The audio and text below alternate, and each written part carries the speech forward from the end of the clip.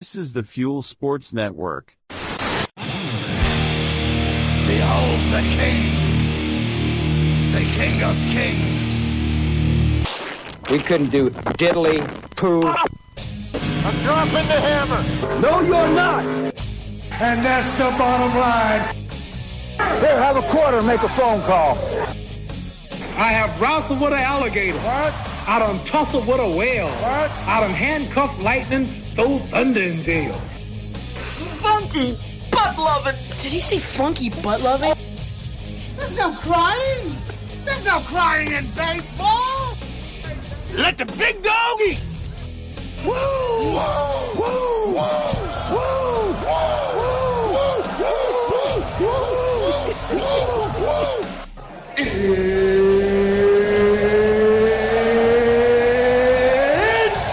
time!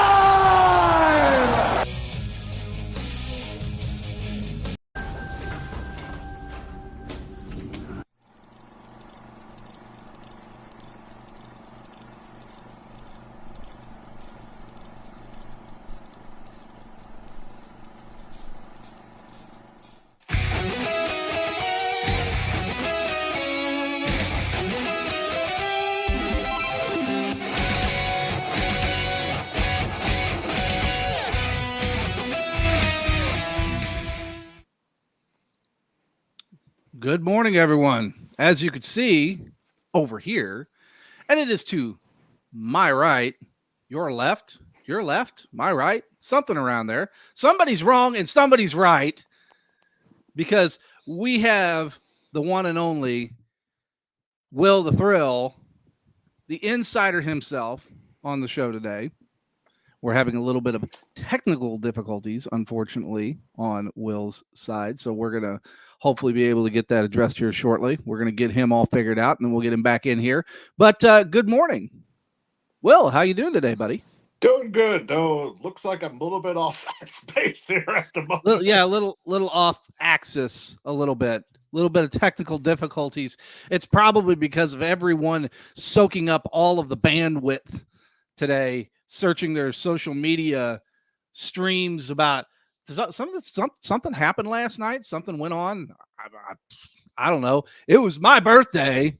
I was out, having a good time, having fun, doing my own thing. So I really have no clue what was going on. No, I'm being sarcastic. Yeah, it was your birthday. It was my mom's birthday and a few other people's birthdays. I know. A lot of great people have birthdays in September. And the reason is because I hate to break it to people. Count 9 months back from September. What time of year was that? Right around Christmas, New Year's. So people were, let's just put it to you this way. People were unwrapping their Christmas presents right around that point in time. So that's where I come from. And, the thing is, we've got a lot of stuff to talk about. We're not going to waste any time. We're going to get right into it. And we're going to talk a little bit about this NFL opening weekend that we just had here. The thing is, I came on Arlington's show on Monday, the A-Train show. And we did talk a little bit about it. I did make fun of the Dallas Cowboys a little bit. I got my stogie out, and I put my cowboy hat on, and, just had a good time with old Uncle Jura. And, it's always fun to be able to kind of poke fun at it and have fun with it. Obviously in the St. Louis market, we are now nearly a decade removed from having our own NFL team in the St. Louis market. And there's a lot of people that still hold a fairly big grudge, a lot of animosity towards the NFL over what happened nearly a decade ago. Will, what is your takeaway? What you gathered from this NFL opening weekend from years past? Obviously from the local market, you've been covering the AFL, you've been doing some, formerly the XFL, some UFL stuff, and you've been dabbling on a lot of different fronts in the football world, in the semi-pro and the pro side. What's your takeaway this year? What's different for you than it was from the last 4 or 5 years?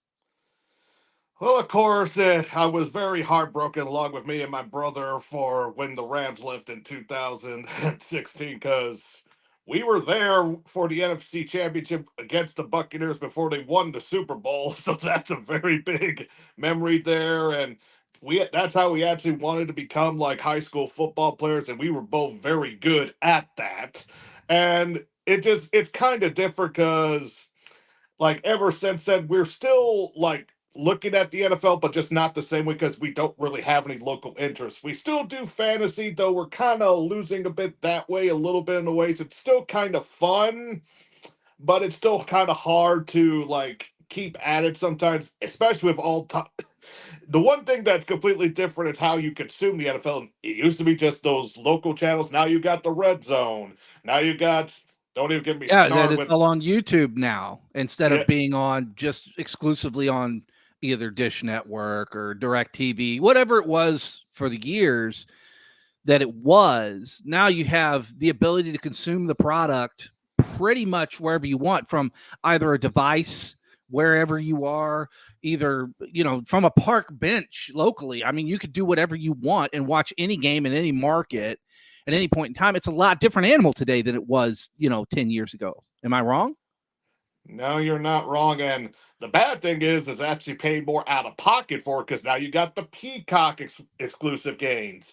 You know you're going to have 1 and 2 of those ESPN Plus games internationally. And oh boy, I had problems when Roger Goodell mentioned that trying to have 16 international games in a season. I'm like, oh dear Lord, this ain't going to be good. Well, and that's the thing that the NFL is now trying to compete with what I refer to as the Worldwide Soccer League, the traditional European football.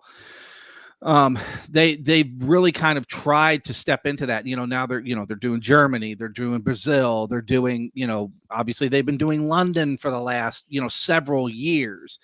And it's the NFL trying to step off into that realm and trying to kind of find a way to establish a foothold.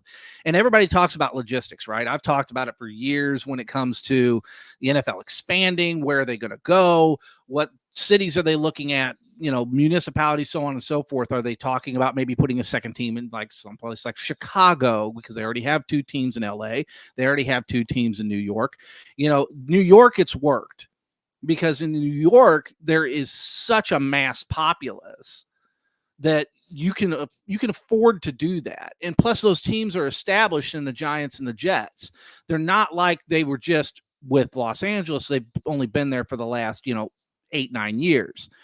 As to where, places like here in the Midwest where you have the Packers that have been in Green Bay for forever. You've had the Vikings who've been in Minnesota for a very long time now, ever since the late 60s, early 70s, they've been in Minnesota.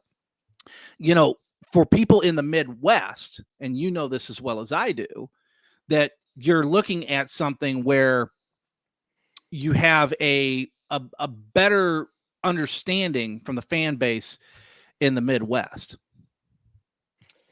Yeah, because it's kind of different both regionally when you go from the East Coast to the West Coast when it comes to how people follow sports stuff. Because Midwest, we're more blue collar types, and it's like there's more of a connection to the franchise, not like there isn't in the area, and it's just that it's different. We had a brief interruption there. My apologies. We had to I go know. ahead and catch you up video wise.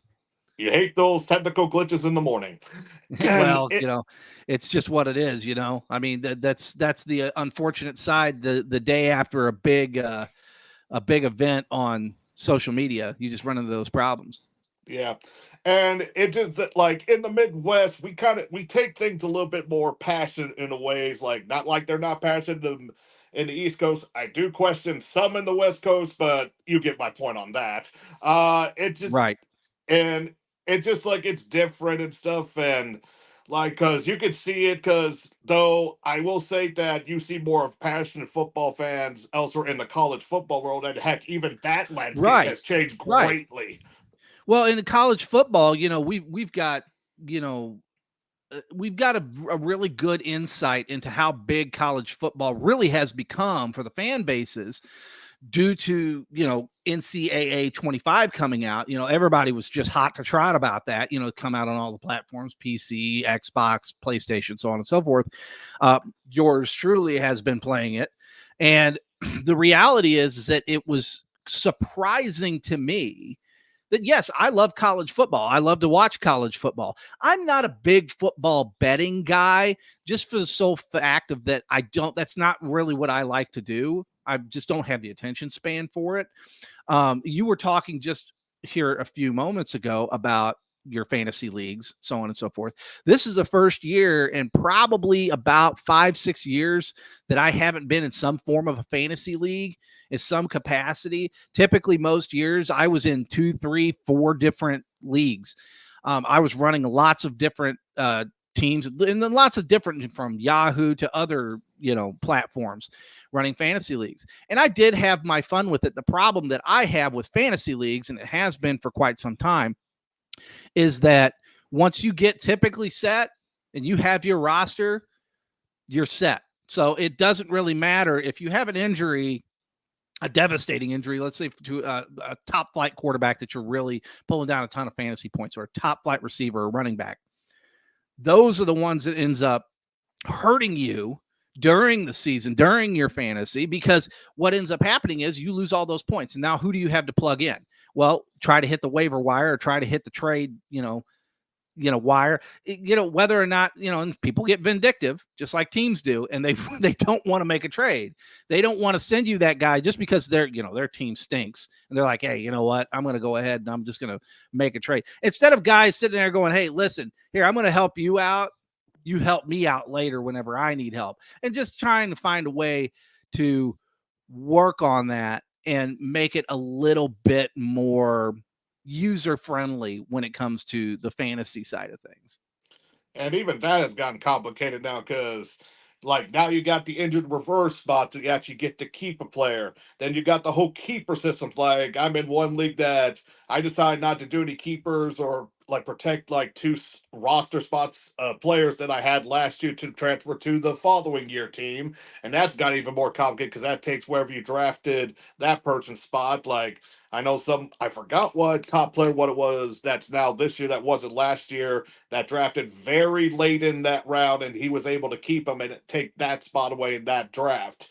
And you got all sorts of stuff now. You got, because there's fantasy football on the betting side, which people choose new teams every week to earn money that way. That's how sports betting come with the fantasy football. And then it just gets, and I prefer when it comes to fantasy football, because if you do, like, for people to do this fantasy baseball, I don't know how you do that, because that seems like a second and third job trying to keep up with that type of deal right there.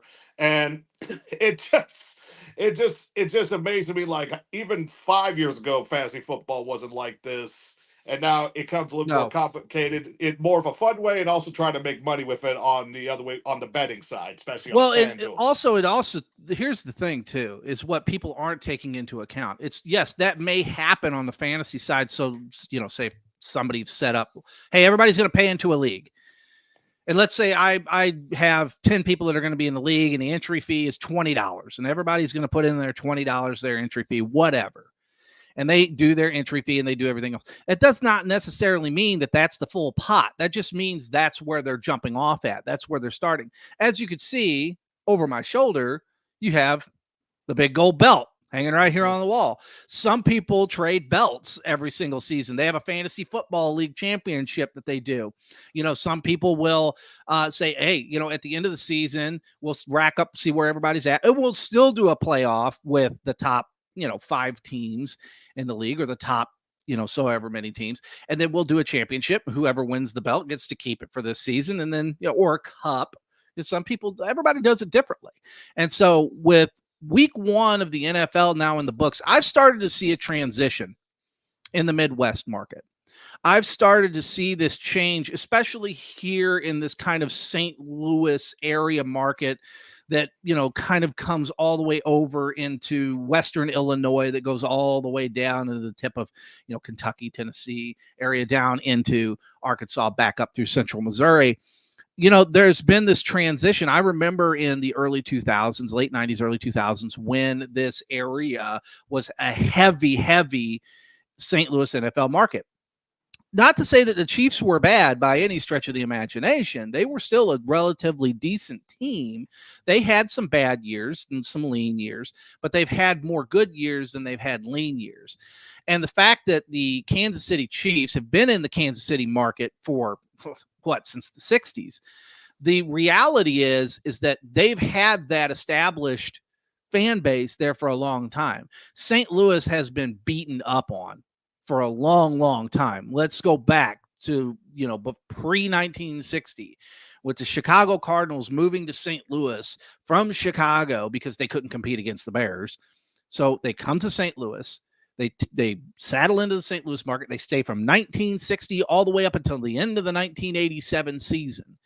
And all the way up to that point, Will, there was plans. There was always plans to keep that team in the St. Louis market. There's a lot of people that feel the same way that I do, that team should have never have left and that we should have, made adjustments, ownership, whatever the case may be. But then, obviously, they left. They went to Arizona. It is what it is. We end up failing on an expansion attempt. We lose out on that. Obviously, everybody knows my topics of discussion whenever I talked about the St. Louis Stallions, everything else that has gone on with St. Louis expansion. And then we get the Rams in 1995. And I've been reliving through St. Louis football history. They're on X, they're on Facebook. Go check them out. But St. Louis football history posted several really nice videos, YouTube things. You can go to YouTube. You can see them of the inaugural game in St. Louis at Busch and how many people were in that stadium to cheer on a team that was in LA since the 40s that came to St. Louis, and they just accepted them with open arms and cheered them and was behind them for a very long time until the team was built in such a way. And this is not due to the players. I want everybody to understand out there that watches this show, listens to this show, we never criticize the players. The players are only dealt the hand that they have. This is typically due to ownership. And I know, Will, you would agree with me on that. Yeah, the ownership was mostly ownership when it comes from the top to the front office. I don't know, there you could say a little bit on the head coaching spot because of what we now know that Jeff Fisher knew at the time, but you can't really put it on the players at all. Like they probably had a feeling that it could happen, but it's out of their control. It really is, and we've seen this with the semi-pro leagues all the way up through what they call pro. I still call it semi-pro because if it's not the NFL, it's not. That's what it is. And so when you see these other teams and you see these other players and you see these other organizations, the CFLs, the UFLs, the AFLs, so on and so forth, and you see these different leagues where these players get an opportunity to play where they wouldn't necessarily get an opportunity to play in the NFL because of whatever reason, maybe insert, excuse here or reason here as to why they don't get into the league, whether it's politics or whether it's for some other particular reason, contract issues, so on and so forth.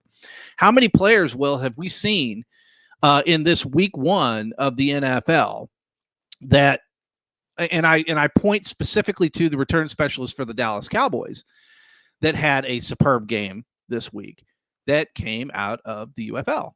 And you've seen the Taylor Heineke's that's now back up in the NFL.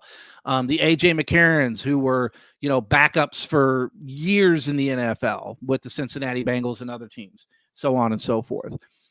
There is a life for these players that exists outside of being on a practice squad in the NFL. And they get an opportunity to be able to play in these leagues or sub leagues to where they wouldn't get that opportunity in the NFL. And we also see it in baseball, and we'll touch on that in a minute. But because of contracts and the way that they're built, even though a player might be on the back 40 of their career and they've slowed down, they've lost a step, and you've got a younger guy that can come in and fill that spot and be better, you can't justify it because of the contract that you have written with that particular player, that particular veteran. You can't just let them go. You can't cut them loose. You're going to be on the hook for a cap hit. You're going to be on the hook for extra signing bonus money and for other things that you have written into that contract. That's what everybody always forgets about whenever they're looking at football. They're just seeing like, hey, we got to get the better guy in there. Okay, great. Now, how do you structure that from an administrative side of things? Yeah, and the best example I could say currently is looks like the Cleveland Browns have regret doing that Deshaun Watson contract. And I was just going to touch on that Deshaun Watson contract and what's happening in Cleveland. I know for a fact, talking to many Cleveland Brown fans that are friends of mine, and following that, what's going on there. They are very, very upset by letting Joe Flacco go to the Indianapolis Colts as a backup when they could have him, starting football games. And he's not, old per se in today's quarterback, age class of where you have quarterbacks that are now going up to 44, 45 years old that are playing in the league. We look at Tom Brady and the successes that he had later on in his career. We're looking right now at Aaron Rodgers. Even though the Jets lost against the San Francisco 49ers, they're playing a very, very top end team in the San Francisco 49ers. I would put the San Francisco 49ers in my top 5 teams in the league today. Right now, they have a solid quarterback. They have a running back in McCaffrey. They've got a really good receiving core. They have a stellar defense. You can't go wrong with that team. I was off base on the Buffalo Bills last week thinking that they were going to be a stinker. Well, they come out and they had a decent game and they won begrudgingly, but they won and they showed up. So we're going to see this next week in week 2 of the NFL coming up. How are the Jets going to respond? How is teams like that going to bounce back? We talked to Deshaun Watson, right? Is he going to bounce back? Is he going to be coming back? Or are we looking at a player that is legitimately not just on the decline, but on the recline? And I mean, they are just absolutely just headed downhill at an absolute clip at a high rate of speed. And now there's more accusations coming out against Deshaun Watson in Cleveland and what's happening, what's actually from Houston, from his Houston days. What say you about Deshaun Watson going forward? Are we looking at him being removed as a starting quarterback in Cleveland? Are we looking at another transition? They have gone out and made some moves and done some things at the quarterback position. What say you, Will Freeman, the insider himself, about the Deshaun Watson case in Cleveland? Well, I will say it didn't help his cause, and especially fans took notice because remember the whole deal of not having Baker Mayfield as a quarterback as because they wanted someone that didn't act like a child. Well, unfortunately, that child threw for 4 touchdowns in Tampa Bay and took that team to a divisional championship last year. And if they keep it up, they're going to win the NFC South, which is probably one of the weaker divisions of this year, especially if you look how the Atlanta Falcons played and all that. Well, yeah, and the Kirk Cousins experiment might be on thin ice already. Yeah, and it's just a little bit more than that course. I honestly think the one with the worst quarterback position right now, worse than the Browns, is actually Daniel Jones with the New York Giants and how they set up that type of deal with not even getting a good thing, not even re-signing Saquon Barkley, and also just that not really have a good offensive line. And I expect we'll get back to the Giants to have the number 1 pick. And that's the thing. I mean, with Daniel Jones, we've all kind of known that Daniel Jones is, and I hate to use analogies because I hate labeling players like other players, but they just remind me of certain particular players in the past. I look at Daniel Jones and I see Trent Dilfer. I don't see a type of quarterback that blows me away as far as, their talent or their skill, but they can manage. The problem with Daniel Jones is that he still threw 2 interceptions in the game against the Vikings. Sam Darnold came out and did what he needed to do. Okay. He held back the flood. He threw a couple of touchdowns. Yes, he had an interception, but he didn't blow anybody away. He only went 19 for 24 for 208 yards. But they won the game. Why? Because they had a ground game. Aaron Jones had 14 carries for 94 yards and a touchdown. Justin Jefferson was 4 receptions for 59 yards. Nothing that really blows you away, but they controlled the clock. They controlled the ground game. They put up 14 points in the third quarter, and that's really what turned it around for the Minnesota Vikings to go over the Giants. And once you headed down that pathway, Will, and you got to that point, all bets are off. We go back to the Jets 49ers game and what happened there. Aaron Rodgers was 13 for 21 for 167 yards, a touchdown and interception. They tried to carry it on the ground, 16 carries for Breece Hall, 54 yards and a touchdown. Jordan Mason showed out for the San Francisco 49ers. Now, why is that? When you have McCaffrey, well, it's because the Jets had kind of prepared for McCaffrey. Well, insert Jordan Mason. Here he comes, 28 carries, 147 yards, and a touchdown. The 49ers did what they needed to do. Brock Purdy only went 19 for 29 for 231 yards. Didn't throw a touchdown, but he didn't throw an interception either. Brock Purdy is a more polished version of a Vinny Testaverde, of a Trent Dilfer, of a quarterback of that ilk. Yes, can he play a good solid game? Yes, he can play a good solid game. But the reality is this is what we're looking at in the NFL today. Let's hop over to that Rams-Lions game. Let's talk about that for a minute, because that was my game of the week as far as what I feel was this kind of homecoming game for Matthew Stafford, going back to Detroit and seeing if he could, if he could do something. Okay, yeah, it was an aerial show for Matt Stafford. He came in 34 for 49, 317 yards, a touchdown and a pick. Cooper Kupp had 14 receptions for 110 yards and a touchdown. Kyron Williams, the Rams running back, 18 carries for 50 yards. They tried carrying it on the ground. David Montgomery, he showed out, 17 carries, 91 yards. He didn't eclipse that 100-yard thing, but, that's debatable. Jameson Williams for the Detroit Lions had 5 receptions for 121 yards. 5 receptions for 121 yards. He really tore it up. But Jared Goff did what Jared Goff is supposed to do. 18 for 28, 217 yards, touchdown and a pick. He kept it simple. He didn't overdo it. He didn't try to do too much. Jake Bates, he showed out. Yep. Another okay. UFL He had guy. himself a couple of field goals, 25-yarder and a 32-yarder. He had himself a solid game. That's what helped Detroit win that game, because the final was 20-26. Had it not been for Jake Bates, where did he come from, Will? The UFL, and I saw him That's make right. that The long Panthers, the Michigan Panthers. and I Another saw UFL product. that long record kick that he made in that exact same stadium week 1 of the UFL season in Detroit that caused the Battlehawks' first loss.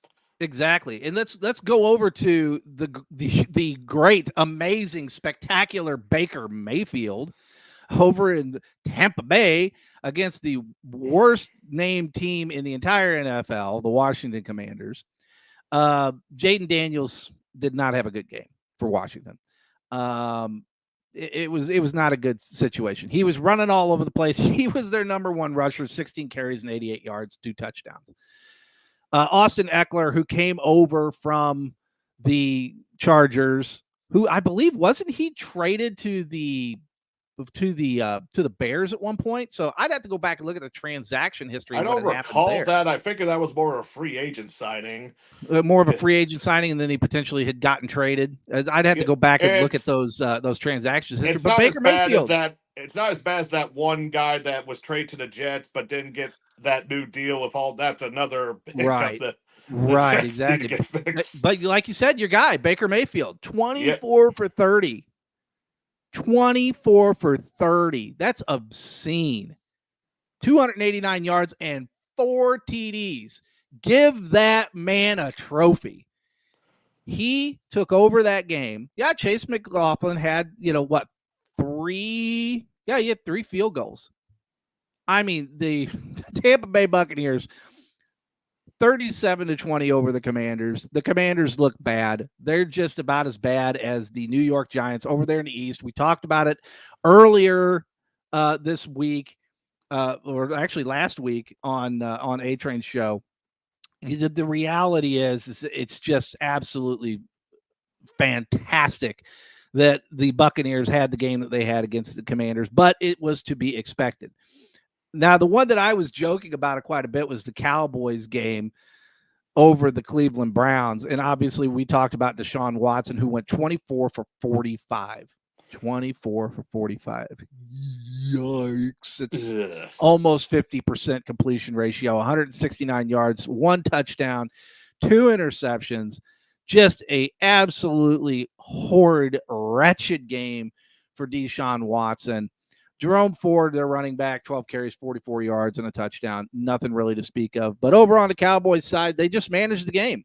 I said, that's all you got to do. You just got to manage the game, manage the clock, manage the football, control it, and run it down the field nice and slow and steady and put it in the end zone or put it between the uprights. That's all you got to do. Dak Prescott, 19 for 32. He didn't show out. He didn't have a great game, 179 yards and a touchdown. But guess what he didn't do? He didn't turn the ball over. Zeke, 10 carries for 40. So he's carrying 4 yards an average carry and a touchdown. That ain't bad for Zeke. He's got some miles on them legs, but he had a decent game with the Cowboys over there. We're looking at a team that if they don't make mistakes, consistent mistakes, they might be in the conversation of being in the playoffs. But again, the problem with the Cowboys has always been the same problem with the Cowboys. And that is they get into the playoffs. They might have a 13, well, now it's not 13-3 anymore, 13-4. They might have a 14-3 or, whatever. They might have a pretty good record. And they will probably more than likely get into the playoffs. But what are they going to do after that? Are they going to be the team that we all know and love? Or are they going to be the Cowboys that we do know that are just like the weather's been here over the last few weeks? It already peaked in the 90s. Okay, so they're done. So the Cowboys, we will continue to see if they end up doing really anything. Do they continue to keep being the team that we just saw against the Browns? The Browns are pretty bad. We will see. The one I was really disappointed was the Raiders and the Chargers. Gardner Minshew didn't have a bad game. He didn't have a bad game, but he threw a touchdown and a pick. 25 for 33, 257, 1 touchdown, 1 pick. Justin Herbert didn't have a great game. 17-26. This is just a bad game. But J.K. Dobbins, for the Chargers, he showed out. 10 carries, 135 yards. I mean, that's what, 6 yards a carry? Close to? I mean, maybe a little bit over. The reality is that the Chargers controlled the ball. They controlled the clock. Yes, the Raiders had a better passing game, but total yards went to the Chargers, 316 to 296. Yards per play went to the Chargers at nearly 6 yards per play versus 5 yards per play. The truth is that this goes back to the same thing that I'd said before in the Dallas game against, Cleveland, against all these other teams. That the reality is you control the ball, you control the clock, you control the ground game, you win games. It's just that simple. Will, what did you have a chance? What game did you look at this last NFL week and you went, okay, that's what I like to see? Was there any game that stood out to you particularly this last week? Well, I saw the opening game between the Chiefs and Ravens, which ended pretty much by a toe, literally. I thought that was actually pretty good. And then there was a lot. I want to stop you right there just for a second. I want to preface it to everybody to say there was a lot of really bad calls in that game. Yes, people want to point at the toe call and they want to say something about that, but there was a hell of a lot of bad calls that entire game. It wasn't, and I'm not sitting here and trying to make excuses for the Chiefs, but I just want to preface it by saying there was a lot of bad calls that whole game. Yeah, and then also Kelsey wasn't much of a factor, and I'm, as someone that owes him in fantasy, I was surprised he got below 5 points for me. That is below average there. Then the one that interests me the most, because like you said, we were talking about international games. I saw that Brazil game with the with the Eagles and the Packers, and one thing, if they're going to do some more international games, and one thing JJ Watt said this on his profiles, that they need to make sure those fields are good for them, because the purely soccer fields, those are not built for the bodies that for football. That's more for the quick, when it's more like just straight power hit stuff there. That You can't get grass any will- grip. Yeah. There's no grip. It's all built for speed. It's not built for any kind of torsion or traction. That's not what they're built for. You need a really strong sub base for those football fields that they don't have in those soccer fields. Again, it's a different kind of cleats. It's a different kind of structure. It's a different kind of body build. You know, you look at what here in the States, we say soccer. Okay. So when I look at a soccer player, I look at a lean, mean, athletic machine. That's what I look at. I look at a guy who's lean. I look at a guy who's fast. I look at a guy who's got a ton of cardio. He's not putting the poundage down like a 315-pound offensive lineman, a 295-pound DL, you know, a 265-pound linebacker, 245-pound linebacker, a tight end that's 245 pounds. You're not talking about the same type of physical dynamic on that field that could be destroying that thing. Yeah, and also soccer cleats and football cleats are completely different type of shoes when it comes to athletes, especially how thick the cleat is and stuff, and that affects also the the surrounding grass that's with them. And then of course you have to wonder if that caused, as Chris mentioned, Jordan Love's injury, and he's out for 3 weeks, and that brings the dynamic to the NFC North, because we already kind of know that the Detroit Lions is more likely to repeat as division champions. Right. But for any of the other three to get a wild card type of deal, it's like the Packer, you would think it would have been Green Bay with Jordan Love. Now it's like it's more than likely that you have the Vikings there. Well, the other two, even though Chicago did win, but let me be clear, Chicago won with not even an offensive touchdown from Caleb Williams, even though he's got that first win for rookie, even past all that years. But there's a little asterisk to that. But well, the and they're going against a Titan team that's not the Titan teams of years past. Let's be real. The Bears, you know, do show a little bit of promise, but I'm going to hold off on getting too excited about them. The teams that I always look at, Will, you know, I go back and I lamented about the Bills game because they beat my Cardinals. You know, I did not want that to happen, but there was a couple of missteps from the Cardinals, a couple of misreads from Kyler Murray, who, you know, missed a wide open Marvin Harrison Jr. on a couple of different plays that could have turned that game around. Again, the end score 28-34. Kyler Murray was 21 for 31 for 162 yards and a touchdown. So he really wasn't blowing me away. The Cardinals have really no running game to speak of. They need to get a solid running back in that team. You know, James Conner just ain't doing it. If James Conner's not getting it, is it James Conner's fault? I like James Conner. Don't get me wrong. I think he's a solid running back. The problem is they have no real offensive line blocking for them. They need to get a solid offensive line in there blocking for them and doing a really good job in protecting Kyler Murray and being able to open up some holes in that offensive line to make some differences. The Bills did what the Bills needed to do. They won the game. You know, they put up some points, it kicked some field goals.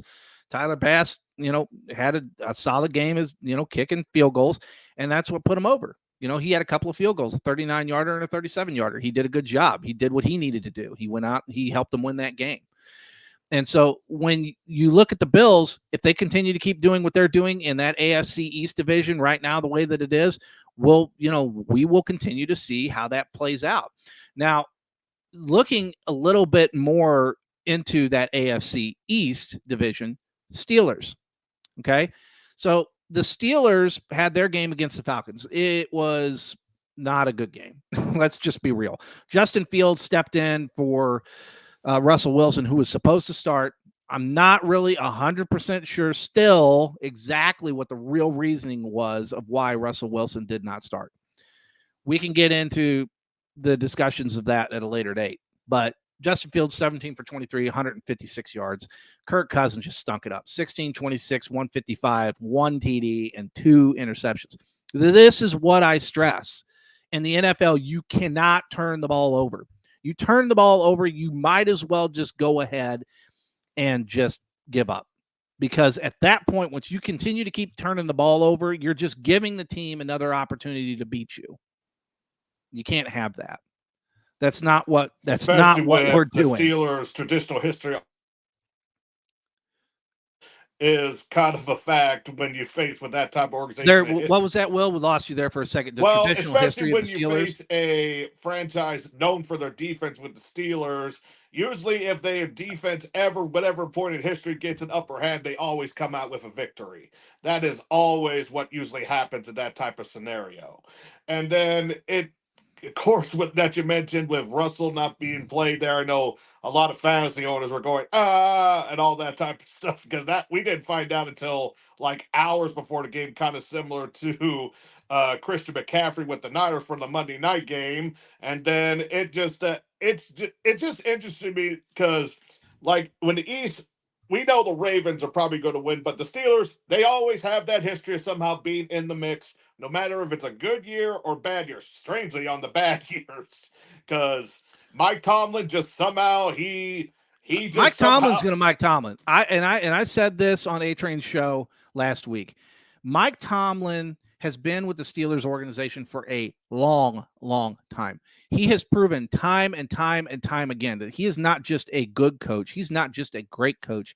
He's an elite coach. I feel that he's a Hall of Fame coach. He's that good. Mike Tomlin has managed to do what very, very few coaches in the NFL can do. And number one, that's just survive. Just survive. The average lifespan of a coach in the NFL is what, 3-4 years, maybe 6, if you start adding up the long-term, long-tenured coaches. Very seldom do we see a Tomlin, Belichick, Landry, type of coach anymore. We just don't. You look over at San Francisco and the 49ers and the successes that they've had over the years. Start off in the 80s with the Bill Walsh era, and he transitions into the GM's office. Then you have George Seifert that takes over for him. Then you have Mariucci that was in there for a minute. And then you have all these different coaches to now where we are today with Shanahan. The reality is that some teams have it figured out and they've got it. Other teams just can't seem to manage to get it together. Let's go over and talk about the Packers and Eagles for a minute. Okay, now Jordan Love's thankfully is only a like a knee strain type of injury, looking to be back here in a few weeks. So that could have been a really, really bad situation for them, being that it was, I believe, an MCL injury that he had. So it's just looking like he's going to be out a few weeks. He's going to be back. But Jordan Love, 17 for 34, 260 yards, 2 touchdowns, and an interception. Again, Jalen Hurts did not have a great game. 20 for 34, 278, 2 touchdowns, and 2 interceptions. You might as well negate those 2 touchdowns with those 2 interceptions. As far as I'm concerned, again, I stress, you turn the ball over, you might as well give the other team a touchdown. But Saquon Barkley, say what you want about him, but he came over from the Giants. Now he's over here with the Eagles, 24 carries for 109 yards, 2 touchdowns on the ground. He did his job. Yeah. A.J. Brown, we all know where he was last year. Okay? Yeah. 5 receptions, 119, and a TD. He did what he needed to do. Josh Jacobs for the Packers did what really he needed to do. He used 16 carries on the ground for 84 yards. But the Packers just come up a little bit short, 29-34 against the Philadelphia Eagles. Now, do I continue to see the Philadelphia Eagles continuing to do what they've been doing? I don't know. That's debatable. But I will tell you that the preseason showed me one thing. And there are certain teams that we looked at over the preseason that we thought, hey, maybe they might do something fairly decent. But now what we've seen is that they're not going to. And that they showed what they were. And the really, really good teams, they stayed back a little bit. They said, hey, you know what? We're not going to show our whole hand just yet. We don't want to show you our whole playbook. We've got a lot of things in the fire that are cooking right now, and we don't want to show you everything we got. What say you, Will? Yeah, and as someone that owns quite a few players on the Eagles side on fantasy, it was kind of good to see what they were able to execute in that game. But even I'm still aren't able to continue this, especially because there were some mistakes that the quarterback did there. I was like, that will cause me some concern. But when it comes to in that division with the NFC East, it's either going to be the Eagles or the Cowboys as the top 2 there, because we already know the Giants are at the bottom, and they're going to stay at the bottom. Yeah, and the Commanders are, obviously in the NFC East are really, really they're bad. in the So, going to improvement third seed. Like who knows? Those looking at that East, Will, looking Yeah. at that East where you've got the Eagles, the Cowboys, the Commanders, with just those three teams in particular. Just look at those. We all know who's going to be at the bottom of that pile. yeah. But we definitely see the two teams that are potentially going to be. We know the Giants are going to be at the very bottom. The Giants are just bad. The Commanders are bad, but not as bad as the Giants. But we all know who's going to be fighting for that top spot. It's going to be the Eagles and the Cowboys. Now, it's going to remain to be seen of how they fight and how they manage it and who's going to end up in that wild card spot. Yeah. And so how is that going to look as we get a little bit further? Jeremy, the good doctor, seems to think that the Washington is a year away. I think that the Washington Commanders, if they can change they need to change their name, but if they can change the mentality in that entity and remove themselves from the past and move on from the Snyder era and everything else that's gone on, I think that they're going to be in a lot better shape. The New York Giants, on the other hand, they just need an entire house cleaning. That entire organization needs to be blown up and they need to start over. When they lost Tom Coughlin and they went the direction they decided to go with this new age era of thinking process, everything they're doing with the Giants, they've done it. They've done it. And that's where they've screwed up in their side of things. The other game that I do want to talk about was a fairly decent game that I was surprised was the Texans against the Colts. Our very own Arlington A-Train Lane was at the game in Indianapolis cheering on his Houston Texans. He is a Houston Texan fan. I'm not going to hold it against him. But CJ Stroud had a solid game. 24 for 32, 234, 2 TDs.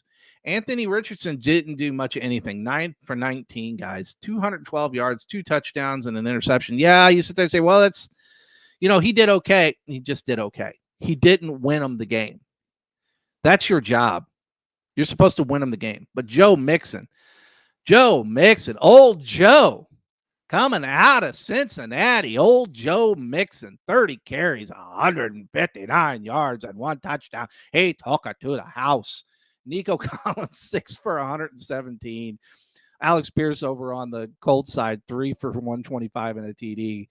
What do you say about old Joe Mixon dipping back into the bag and coming back out? He's coming out of the old timers, running back home, and he's really showing you what he's got. What did you think about Joe Mixon's game that he had against the Indianapolis Colts for the Houston Texans, Will? Kind of reminds me, if everyone remembers, that St. Louis Rams Arizona Cardinals game when Emmitt Smith was the running back and Marshall Faulk was still the running back. There was that game that both of them had over almost close to 150 rushing yards type of scenario there. So it kind of reminded me of that. And I actually own Mixon in a fantasy league as well. So that also helped me pretty good as well. Well, you're welcome. Yeah. Yeah. And it just seemed like the Texans, they're a team that has done extraordinarily well getting better. The Colts as well. That's a team that fell off the last few years, and they're starting to improve here. Before we continue that, I just remembered something of another team that's falling off that now I'm kind of wondering if they might be the worst team, even they didn't do improvement. That's the Carolina Panthers, and they just lost another defensive player to injury a few days ago, and I think they're regretting their choice of quarterback in that draft right now, because now it just seems like, now it's coming out the way they chose their quarterback in the draft last year was because of what the owner's wife said, which hopefully I hope is not true if that turns out to be a good busted scenario. And the Carolina Panthers once again looking for another quarterback in a year or two. It's really going to be, there's going to be a big carousel at the end of this year. I got a feeling about it. There's going to be something that's really going to change it, whether it's coaches. I really think it's coaches. I just got this feeling that I think there's going to be a lot of coaches that are going to come up out of the ranks and are going to take over the reins of some of the older, coaches that are kind of, where they're at. You're probably going to see a couple of coaches that are going to come back out of that OC role or DC role or whatever it is, whether it's the Marvin Lewis's or the Steve Spagnuolos or somebody else that's used to be a head coach at one point in time, that are probably going to be getting a little bit closer look this year. And so I think that's probably where we're going to be. And, so we're running up on time, but I want to get into the Major League Baseball end of season and what's been going on kind of over there in Major League Baseball. Obviously, for people in the St. Louis market, I'm sorry, it is what it is. Things are not really looking good, in St. Louis with the Cardinals and what's going on over here in the Central. The Central's just bad. It's just a bad division. The Brewers are 83-61.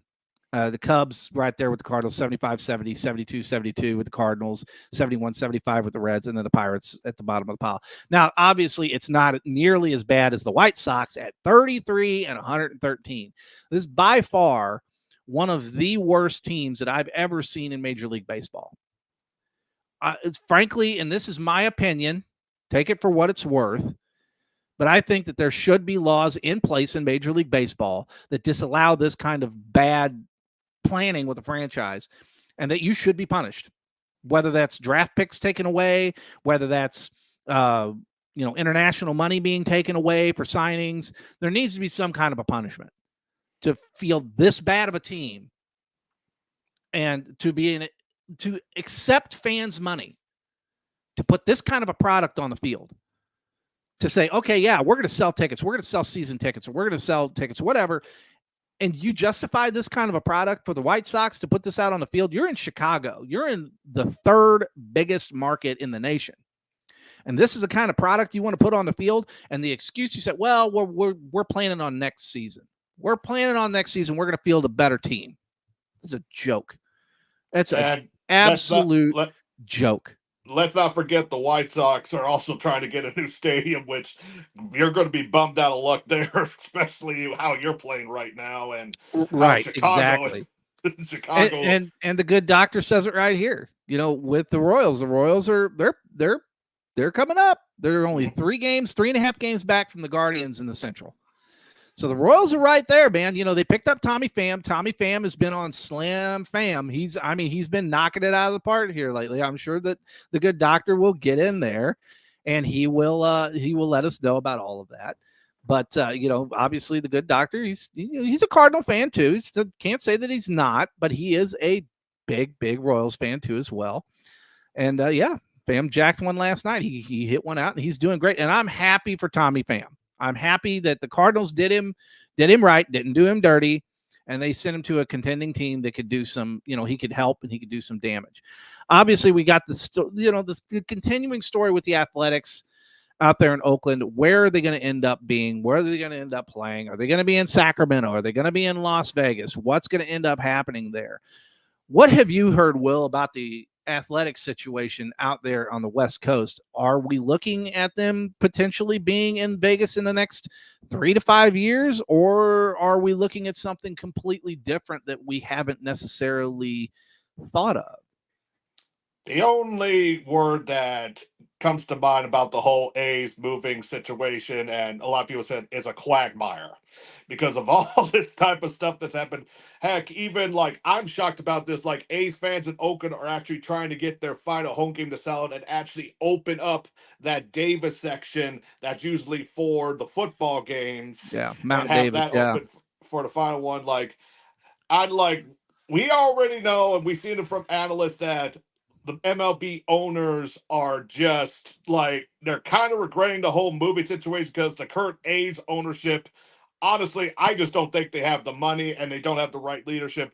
I just see, do I see them still going to Vegas? Yes, but I figure someone's going to buy the A's and because they just want to get that current ownership out there, have someone take the A's, move into Vegas, and just do whatever it will just to make money there because everyone wants to go to Vegas. Go ahead. I'm sorry. Go ahead. Because everyone trying to get to go to Vegas. We already know that when, I know we don't talk much NBA on here, but they're going to put a franchise there in the next few years because that's the whole hotbed right now when it comes to sports, no matter what, to have a team in Vegas ever since the whole sports betting has got legalized and stuff.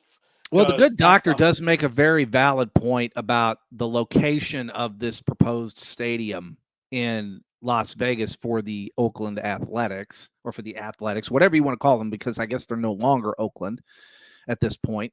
But the reality is it is a pretty bad location. I've been by that location. I've been by it on foot, and it's not really the best location. I think there's a lot of thought process that needs to go back into that, and that they need to reevaluate, what that actually looks like. To be frankly honest, don't sleep on Salt Lake.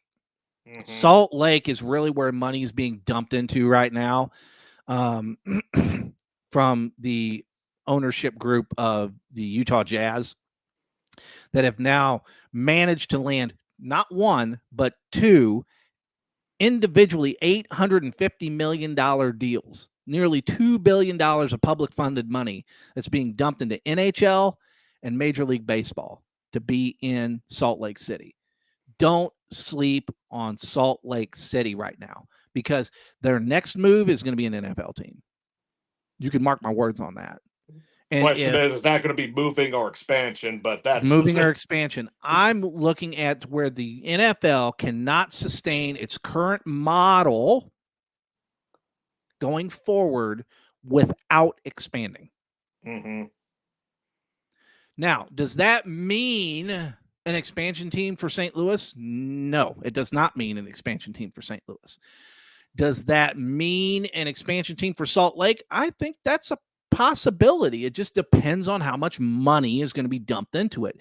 We obviously saw the $750+ million deal that Uncle Jura and the owner of the Cowboys sought over with the Las Vegas deal with the Raiders to get that deal done, because he wanted to make sure they didn't end up in San Antonio. He did not want to split that pie.